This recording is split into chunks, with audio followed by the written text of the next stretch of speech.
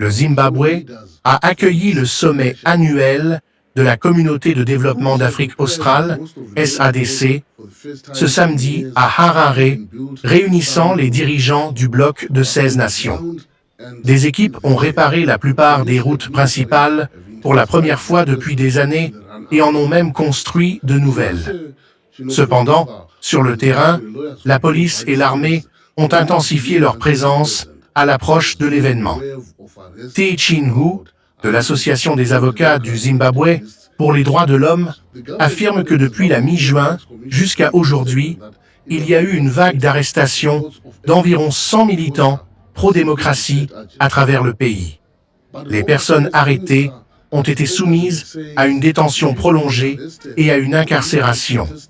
Et tout récemment, nous avons assisté à l'arrestation de 4 individus à l'aéroport international Robert Gabriel, qui ont été forcés de descendre d'un avion et détenus en isolement, sans accès à leurs avocats.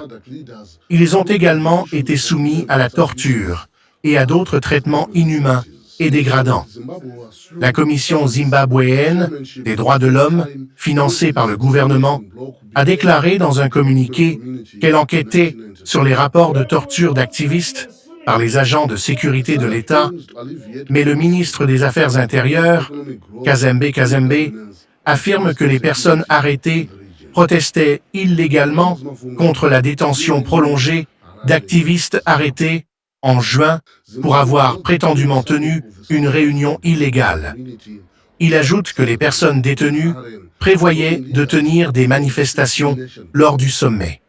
Il est clair que les organisateurs cherchent à provoquer une réponse forte du gouvernement, qu'ils supposent attirerait l'attention mondiale et mettrait le Zimbabwe sous les projecteurs. Les tentatives de rendre le pays ingouvernable seront rencontrées par des réponses appropriées. Ceux qui cherchent à créer une atmosphère de découragement parmi les citoyens pacifiques doivent être avertis que de telles actions ne seront pas tolérées. L'organisation des droits de l'homme Human Rights Watch a appelé les dirigeants de la SADC à examiner les abus des droits de l'homme commis par les autorités zimbabwéennes. Nous disons également que les dirigeants de la SADC devraient dénoncer cette répression accrue contre l'activisme légitime et pacifique. La SADC ne doit pas être utilisée comme raison pour que les Zimbabwéens vivent dans la peur et soient bâillonnés.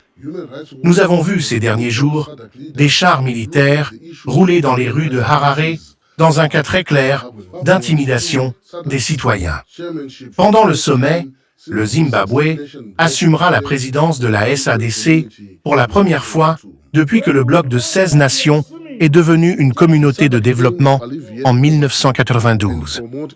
La SADC vise à atténuer la pauvreté et à promouvoir la croissance économique, la bonne gouvernance, la paix et la sécurité dans la région. Columus Mafam, 6 News, Zimbabwe.